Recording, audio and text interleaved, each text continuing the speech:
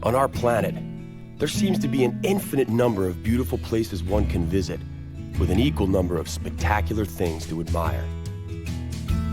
It requires nothing more than a curiosity to observe what is all around you.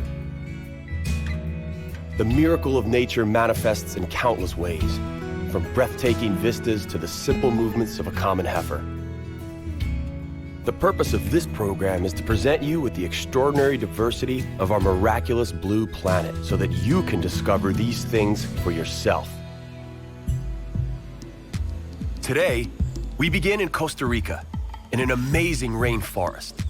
Here, they make delicious chocolate out of cocoa beans. Mother Nature is at her magnificent best, showcasing hundreds of plant and animal species.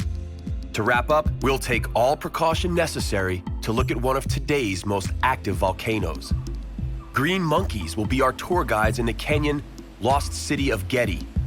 Later, we will stop to wonder at the poetic symbiosis of wildlife in such close proximity to the capital, Nairobi.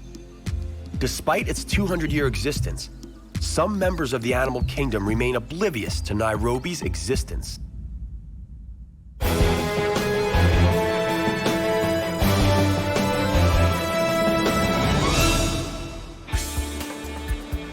A green belt of land lays between Nicaragua and Panama.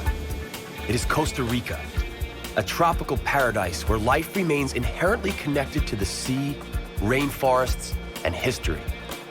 In 1503, Christopher Columbus landed near Ilha Uvita. The Spaniards followed soon afterwards, annexing the territory to their colonial empire.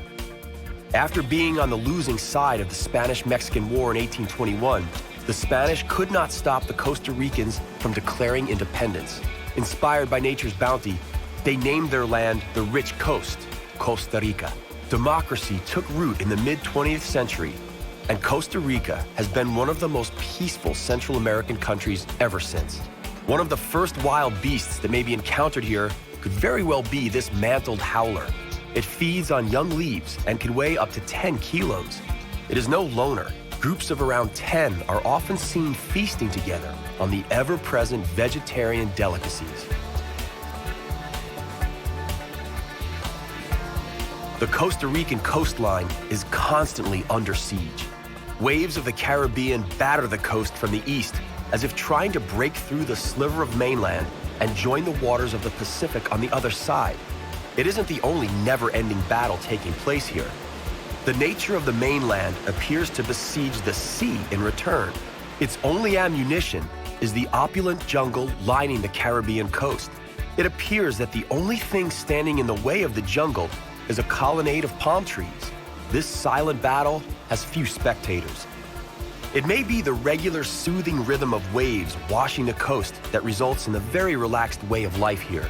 It's also the most likely reason why surfers from around the world flock to San Jose in search of the pura vida, or pure life, a life without rushing, intricacies, or confusion.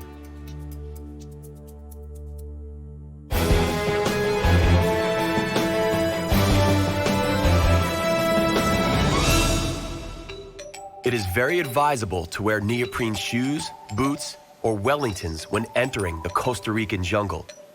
It is wet here. We're talking misty rainforests. The cloud of vapor emitted by the rainforest each day ensures the prevailing humidity. This is no place for a rheumatic to be. The Costa Ricans truly love nature. They established 20 national parks and 8 reservations here, covering an incredible 27% of the country's area. Bird watchers can admire over 850 types of birds, one of which is this boat-billed heron. It lives in the mangroves lining riverbanks and survives on crustaceans and fish. It can exceed half a meter in height, and it is apparent why it was given the name boat-billed, thanks to its unique bill. It is one of the most distinctive birds of the Costa Rican jungle. In this labyrinth of trees, bushes, and other sorts of plants, the entangled boughs form a safety net above the water. Curtains of greenery surround the canals and generate a humid duskiness. There is a slight resemblance to Venice, the only difference being that our unstable Costa Rican gondola floats among stout lush tree palaces belonging to birds and reptiles. It's a good thing that no time is wasted nowadays by swapping film rolls and digital cameras. Looking around, it would be a great shame to miss anything. This turtle, for instance, or that plumed basilisk over there. It runs so fast that it can actually skim the water's surface, appearing to walk on water.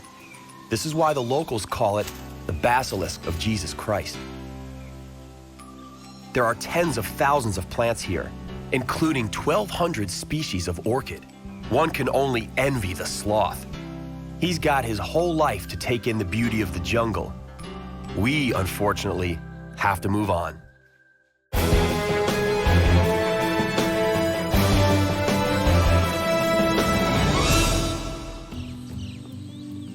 Cocoa trees grow all around a small house, otherwise enveloped by the jungle. Mrs. Ileana collects the cocoa beans, which she later barters for other foodstuffs at the market.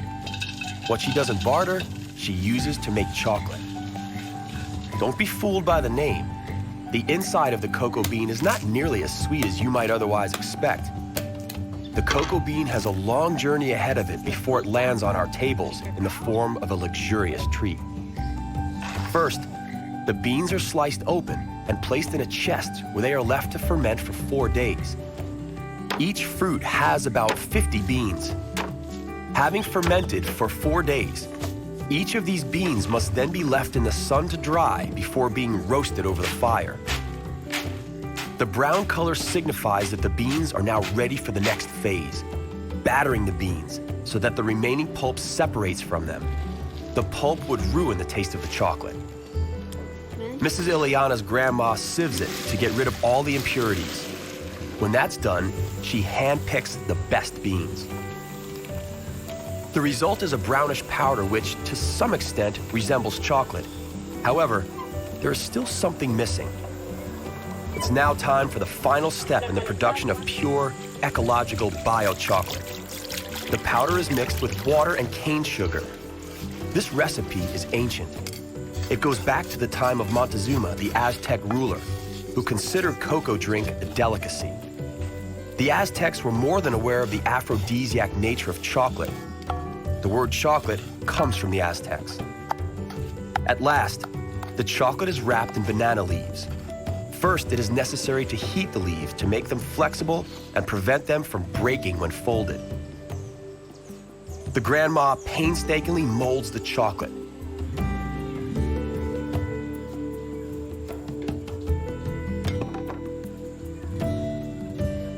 Our treats are ready. Those may come in handy as we are now headed toward the distant waterfalls and a murky, forbidding volcano. Let us bid farewell to cocoa beans and the lovely handmade chocolate. The Costa Rican landscape is a gold mine in the eyes of developers. So much room and unused space. The Costa Ricans are duly proud. The Costa Rican government attempted to implement asphalt road building on a number of occasions to no avail. Despite the obvious fact that roads would have facilitated transportation and improved life in general, the locals refused. They are content with what they have and feel no need to deface their country with industrial and tourist infrastructure. And so it well may be that in a couple of decades, we will visit Costa Rica as one of the few remaining paradises left on Earth. If the Costa Ricans had a different mindset, Salto San Luis, located in the Monteverde province, would have been condemned to empty beer cans and other trash, rather than the magnificence of the surrounding rainforest, streams, and even this 2-story waterfall. The threat of unchecked tourism continues to loom over the natural wealth of Costa Rica. This is why the Costa Rican government devised a system of hanging bridges over the misty rainforests in the national parks. Visitors may thus admire the beauty of the rainforest without trampling plant life or stressing the animals. And of course, you can't pull up plants as a souvenir if you can't reach them. This experience could be rather unpleasant for those afraid of heights or suffering from vertigo. Count yourself lucky if you are not one of them. You can take advantage of the intricate system that allows you to be hauled even higher, where you can admire the rooftop of the rainforest. It can be a breathtaking, awe-inspiring, adrenaline-pumping experience, and more than well worth it. Each tree is a world of its own, a real green microcosm in a great green macrocosmos. A few hundred years ago, the Spaniards were disappointed not to have discovered any gold in Costa Rica. At that time, they failed to notice the treasure all around them.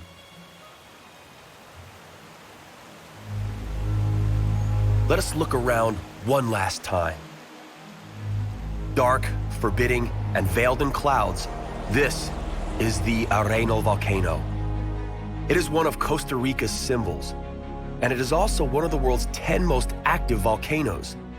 The height is quoted as around because it erupts so often that resulting lava flow causes it to grow by approximately 4 meters per year. Its first eruption was about 7,000 years ago. During its most recent and mild eruption 12 years ago, 40 square kilometers of rainforest paid the price for its foul mood. Lately, Arenal has been relatively quiet and well-behaved. Just one tiny earthquake per week. Perhaps it too has succumbed to the ever-present sense of pura vida all around. And now, we are off to Africa.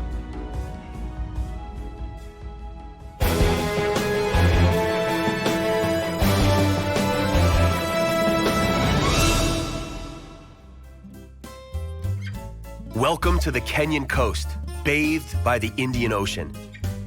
The sun is slowly rising above the Kenyan Swahili coast. The name alone signifies that we are about to meet a coastal culture. The word Swahili comes from the Arabic word Sahil, meaning coast, and the plural is Sawahel.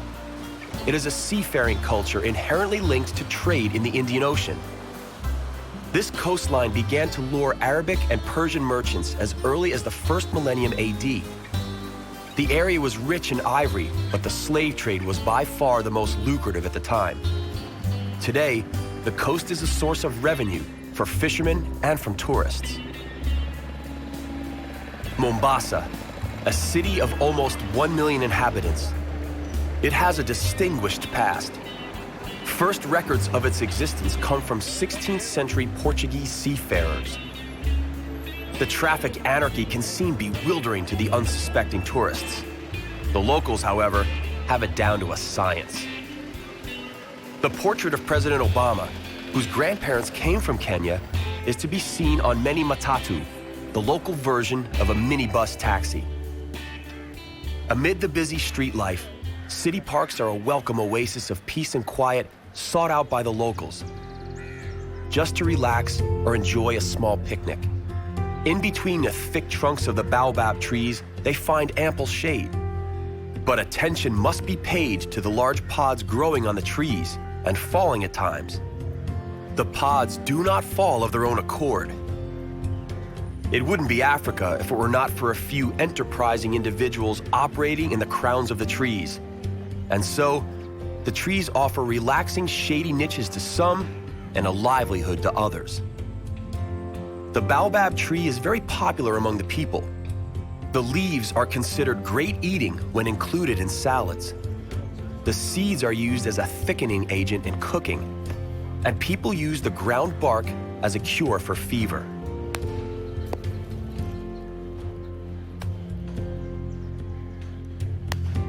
Collection of this fruit may seem a risky business, but the wide boughs are sidewalks to the feet of an experienced collector.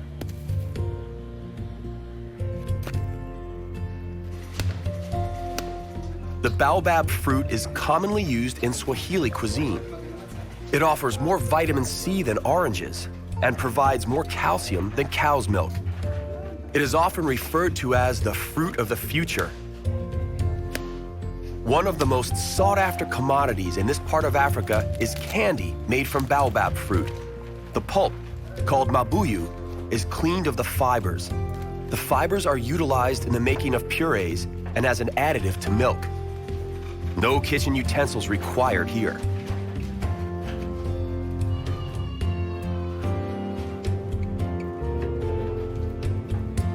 The pulp is carefully selected. This is followed by the preparation of a red dye with a dash of chili. When it's ready, the pulp is colored in the dye and sweetened.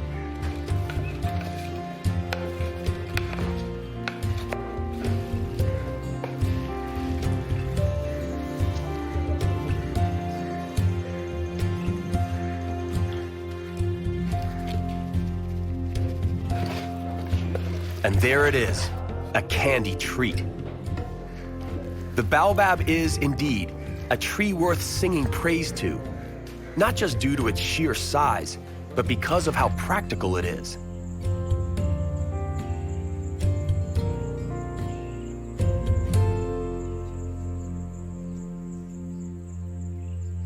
Not all cities survived the pitfalls of centuries past.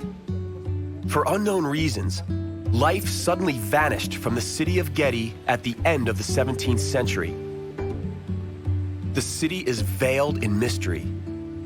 Though no official records exist, the expanse of observable ruins gives silent testimony to the wealth and glory of Gedi.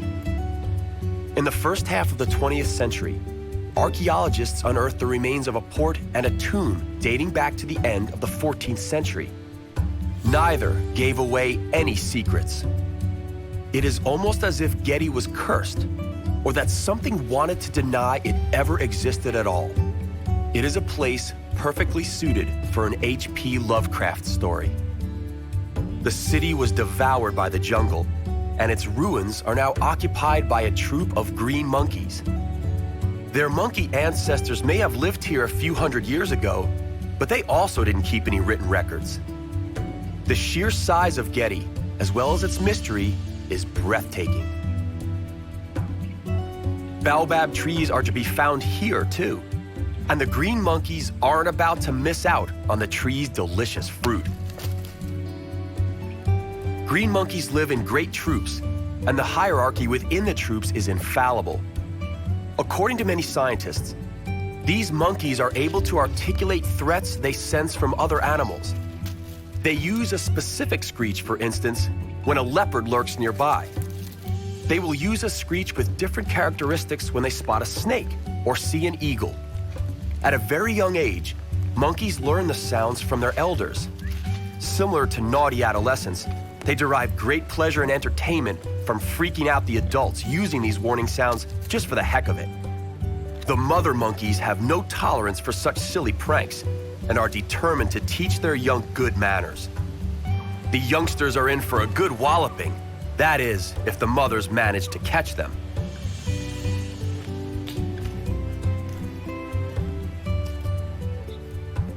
Because monkeys have a natural tendency to be aggressive, the monkeys hang around the visitors, having learned that food is to be found in all sorts of dodgy places.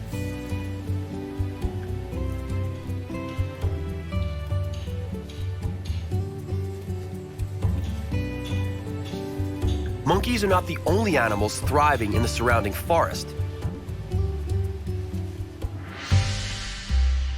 This is the single largest stretch of solid coastal jungle in East Africa. Eucalyptus dominates here, and the illegal exploitation of timber has taken its toll. For the time being, the jungle is holding its own. It is large and vast. As a result, animals are able to continue to find refuge there. An abundance of endangered bird and butterfly species gather here, as does a herd of elephants. Unfortunately, the growth is too thick and impenetrable for us to see them. A man without a donkey is a donkey. This is one of many Swahili proverbs. It applies especially on the island of Lamu. Its capital, Lamu, dates back to the beginning of the 16th century. The unimaginable wealth of its inhabitants no doubt came from the trade in ivory and slaves. The city has managed to maintain its character and remains a unique example of Swahili architecture. It has been included by UNESCO as a cultural heritage site. Clearly, no other means of transport but a donkey would do in its narrow, winding streets. 2 tractors appeared on the island recently, and the police force can also brag of its own vehicle. This is no match for the donkeys, though. There are 3,000 donkeys on the island, so they ensure that they are the majority of the interstate transportation. The goods are offloaded in the port.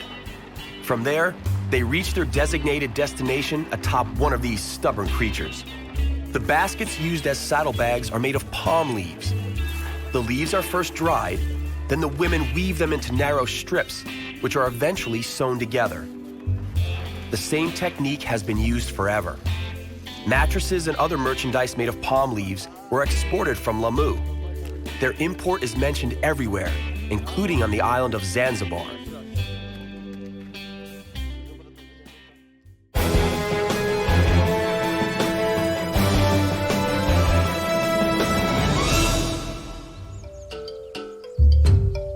Kenya's capital, Nairobi, is nicknamed Nairobi because of its staggering criminality.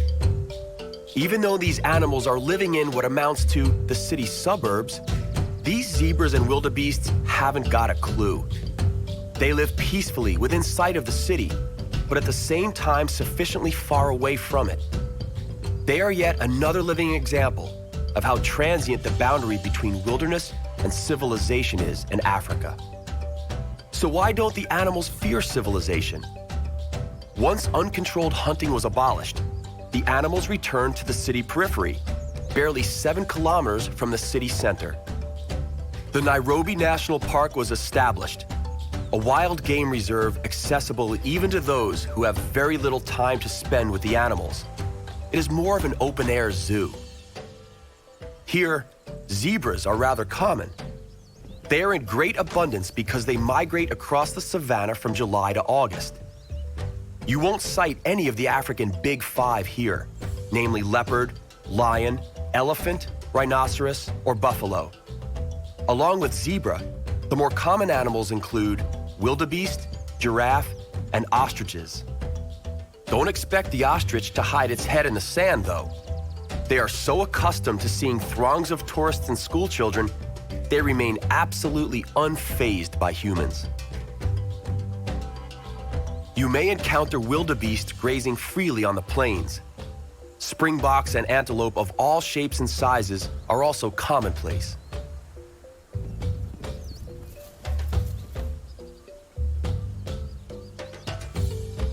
Herons prudently thrown at waterholes.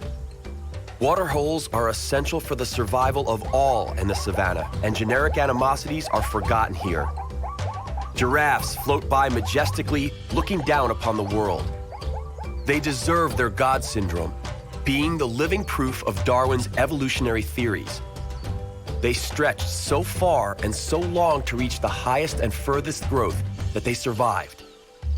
Evil gossip has it that Darwin only reached this conclusion having heard from the natives and taken for his own the legends on how the giraffe originated. But that is an entirely different chapter. For the moment, we are still in the Nairobi National Park, and we can take pleasure from nature untroubled by human intrusion. The sun begins to set over Africa, and with it, ends our ventures into the stunning Kenyan and Costa Rican jungles. But for how long will we have the ability to enjoy these jungles?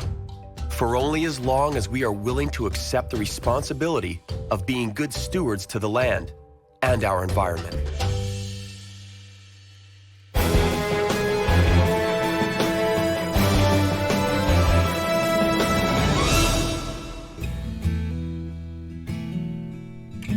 Our journey to the miraculous nooks of our planet comes to an end, for now. On the next exploration of our compelling and bountiful planet Earth, we will visit Iceland and marvel at its numerous hot springs. But it is also steeped in a rich cultural history. And there's nothing quite like the rejuvenating thermal baths and breathtaking Nordic vistas you find in Iceland. Tropical Laos is also inseparably linked to nature. Only here, monochromatic white glaciers are replaced by lush green scenery. We will lose ourselves in the intricate cave labyrinth of the Laotian underground, only to re-emerge into the sunlight and get up close and personal with the water buffalo on the Mekong River. That's all right here on Miracles of Nature. We hope you'll join us.